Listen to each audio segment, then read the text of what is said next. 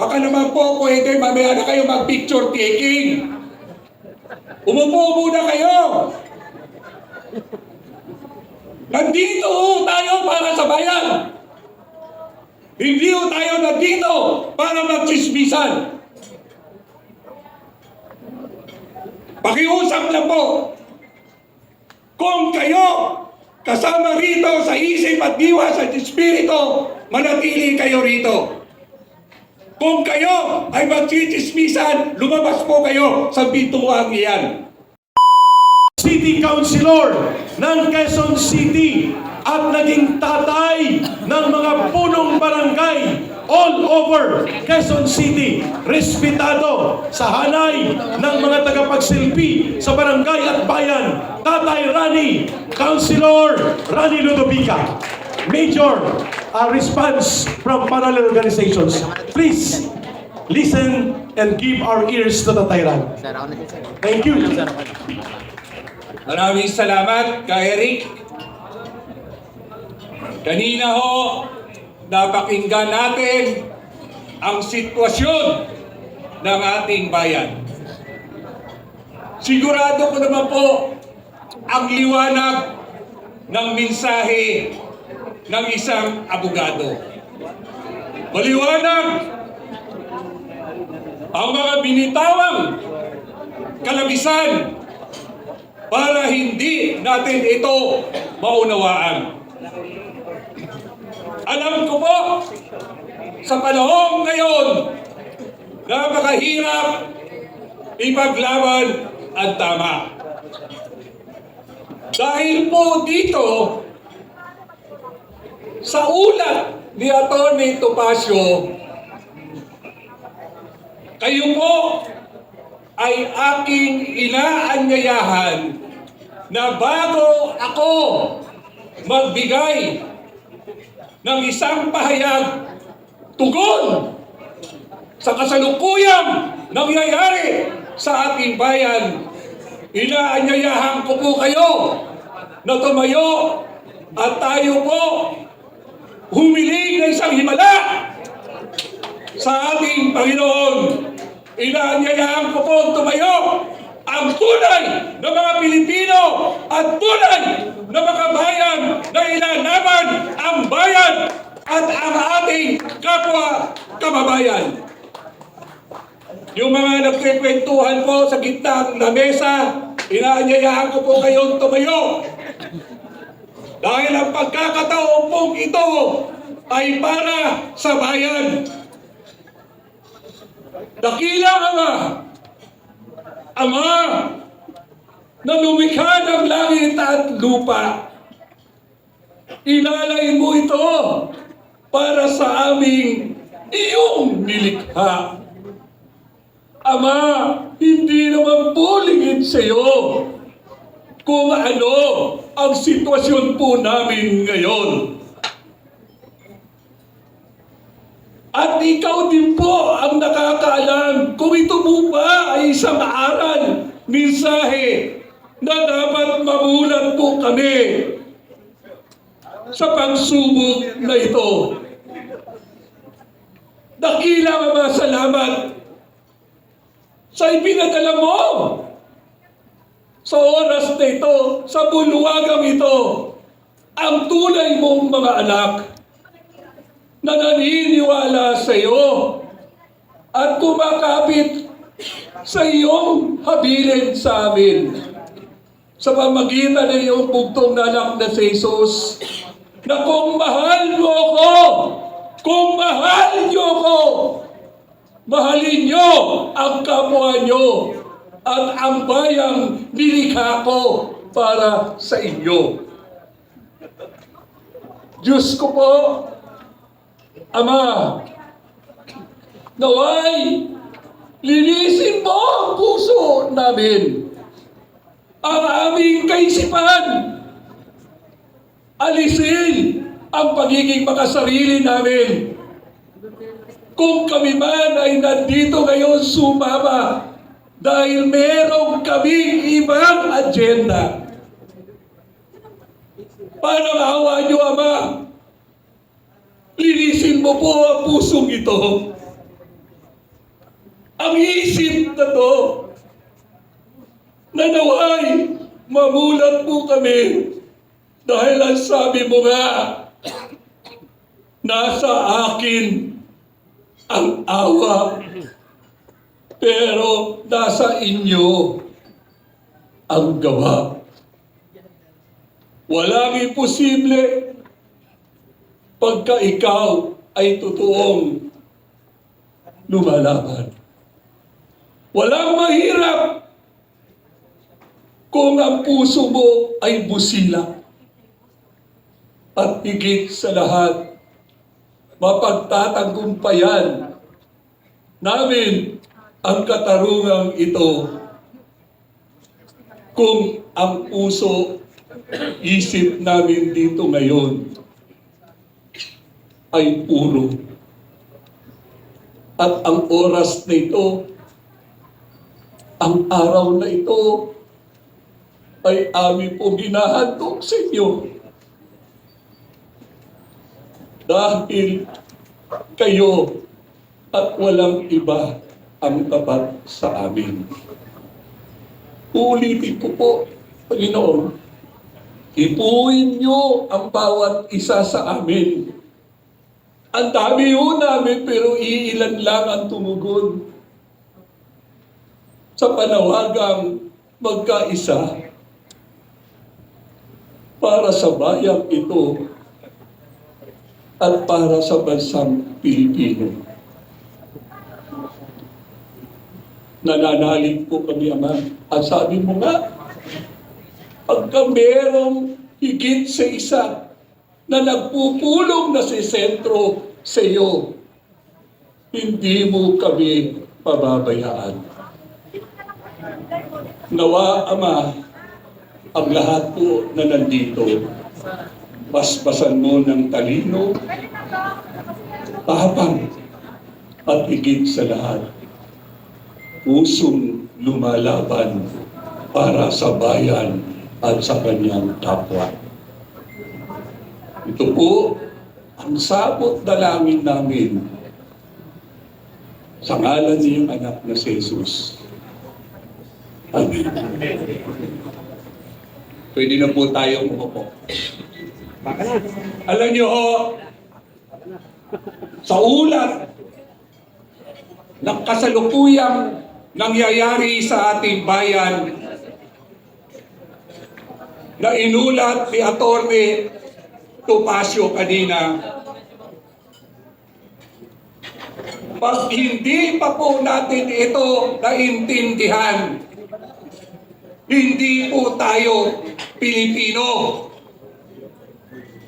Hindi po tayo makabayan at tayo ay makasarili. Wala na bang tayong maaasahan sa pahayag po ngayon? Mukhang wala nga po tayong maaasahan na. Dahil sa kaganiran, dahil sa makasarili ng kapwa nating Pilipino na ating pinagkatiwalaan na mamuno sa atin. Pero dahil sa isang kasakiman, nandito tayo sa kalagayang para bang wala na tayong maasahan. Alam ko po, pakiusap po sa kapwa na nandito ngayon, alam niyo ho ba ano ang ibig sabihin ng kampilan?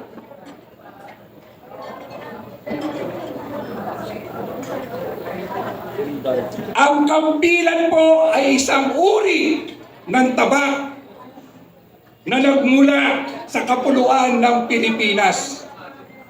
Ako po ay nakikiusap sa mga participant po natin sa dulo at sa gitna. Baka naman po pwede mamaya na kayo mag-picture taking. Umupo muna kayo. Nandito tayo para sa bayan. Hindi ho tayo nandito para magchismisan. Pakiusap lang po. Kung kayo kasama rito sa isip at diwa sa espiritu, manatili kayo rito. Kung kayo ay magchichismisan, lumabas po kayo sa bituang iyan. Dahil sa sitwasyon po ng bayan natin ngayon, sa kahirapan po natin ngayon, kailangan natin ang magmamalasakit sa bayan o sa kapwa. Hanap buhay o bayan? Bayan. Ulitin ko po. Hanap buhay o bayan? Bayan!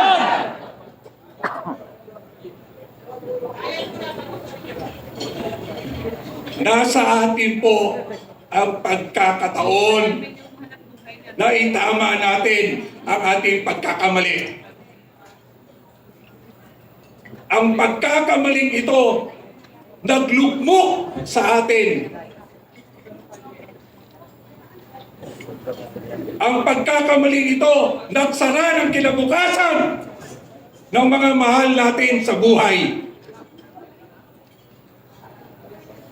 40 years ago, EDSA 1, I was 28 years old na lumalaban. Lahat po ng kasaysayan ng EDSA, nandun po si Tatay Rani. 68 years old na si Tatay Rani, pero hanggang ngayon lumalaban para sa bayan. Hindi para sa pamilya ko. Dahil mapalad po ko. Mahal ako ng Diyos. Lahat po ng anak ko ay puro professional na. Nakakapagod. 68 years old, nagrarally pa rin. 68 years old, handang kasuhan. Pero, paano na kung mapagod tayo, mapagod kayo, paano na ang mga anak ninyo? Imagine po, sa lahat ng kahayop-hayupan na namuno sa bayang ito, ito na ang administrasyong ito, ang pinaka-the worst. Pero ang tanong ko, ano ang ginagawa natin? Ano ang ginagawa ninyo?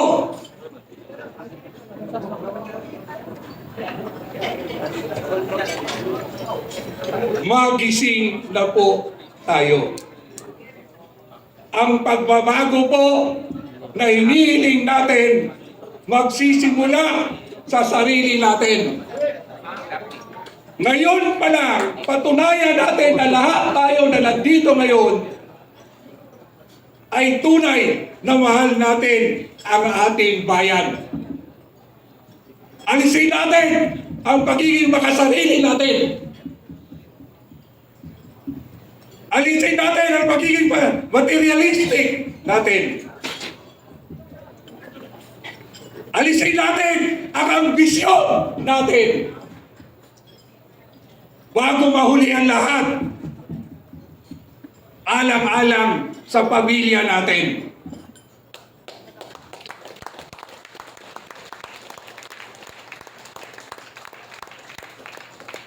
Tumayo po kayo sa Metro Manila na ang baon nyo ay pag-asa. Nagkanya-kanya kayong sakripisyo, panahon, oras, at pati pagkatao nyo na nililibang ng iba. Pero nandito kayo ngayon dahil gusto nyo ng may pagbabago. Ulitin ko po, ano pa bang resibo ang kailangan natin para mamulat tayo. Nakakaingit ang mga bayani natin noon. Dahil lantad sila na lumalaban. Ang daming gustong lumaban, ayaw naman humanta.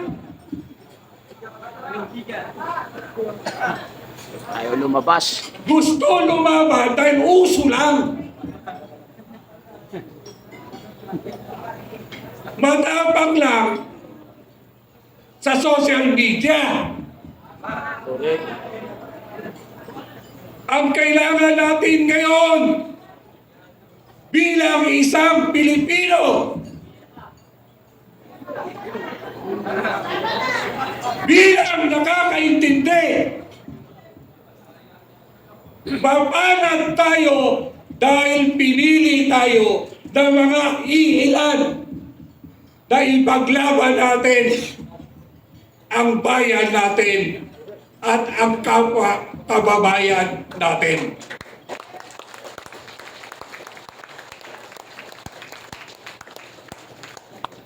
Muli po, bukas, 1 taon na nakinidnap nila si Tatay Digong. Alam niyo ba, ang inyong abang lingkod, saksi, nandun sa Villamor, alam niyo, yung ibang vloggers dito, nakasama ko kayo doon. Yes, sir. Maraming matapang, pero sa totoo, duwag!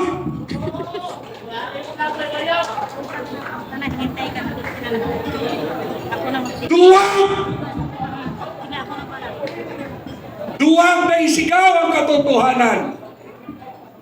Duwag ipaglaban ang tama.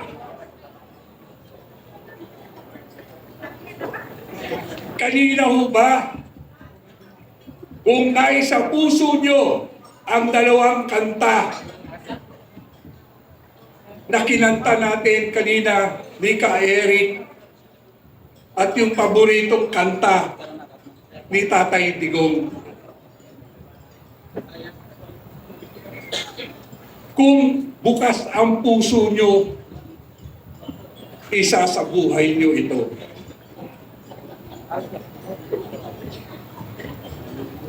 Pasensya ho kayo sa aking pananalita. Hindi ko rin ho gusto bitawan ang mga katagang ito. Pero sa nakita ko po, wala nang ibang paraan kundi buksan ang isip natin, puso natin, buhayin natin ang pagiging isang Pilipino natin.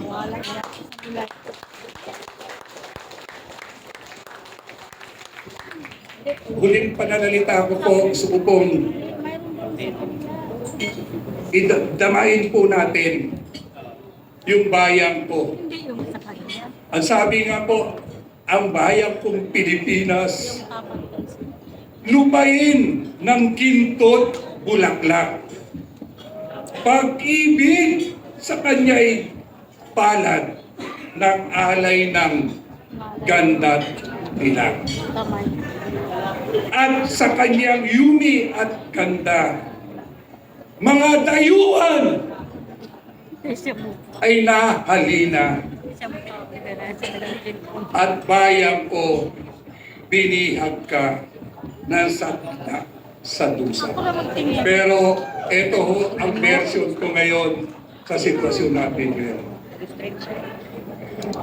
Bayan kong Pilipinas, lupain na may gintot bulaklak, pag-ibig sa kanya'y palad nag-alay ng ganda't dilag.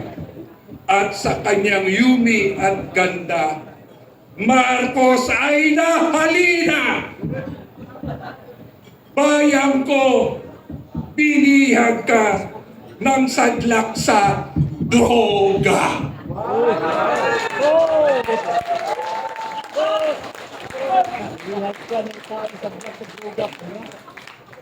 Ang droga ho ay health problem. At ang taong lugmok sa droga, kahit sa ating pamilya, alam natin ang problema. Pag may anak, membro tayo na biktima ng droga, unang-unang tinatamaan ang kamembro ng pamilya. Pag nakawang ka, lapastanganan ka, at higit sa lahat, pagbabantaan ka. Lalo na ngayon. Sa nangyayari po sa atin ngayon, hindi po ito kaisipan ng isang leader na nasa tamang kondisyon. Kaya,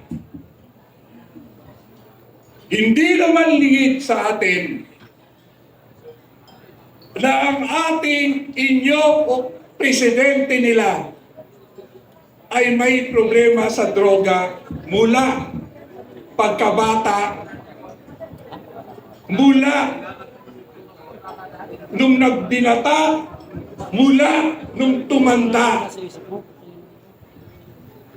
Pero tayo, mga Pilipino, mahilig tayo sa second chance. Binigyan ng pagkakataong bumangon ang isang makasalanan. Nasa Biblia po yan. Pero binigyan ka nilang pagkakataon at lalo upang ang katawan ng tao ay isang sagrado. Sa batas ng Diyos, sa Biblia, nakalagay po diyan. Kaya, habang nilalapastangan mo ang katawan mo ng bigay ng Kristo,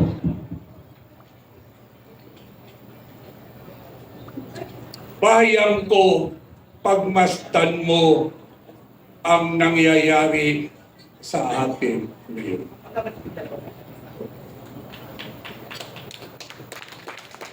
Ano ko na lang po, papayag pa ba kayo na mananatili tayong alipin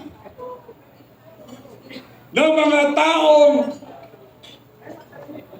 atin nang pinagkatiwalaan pero walang pagbabago? Hindi! Papayag pa ba kayo? Hindi! O konti lang, ang busog lang, ang sumisigaw hindi. Tatay Rani, sisigaw ako. Yung nasa dulo, mukhang nag-i-excursion lang. Papayag pa ba kayo? Nasasamantalahin tayo! Hindi! Maraming salamat po.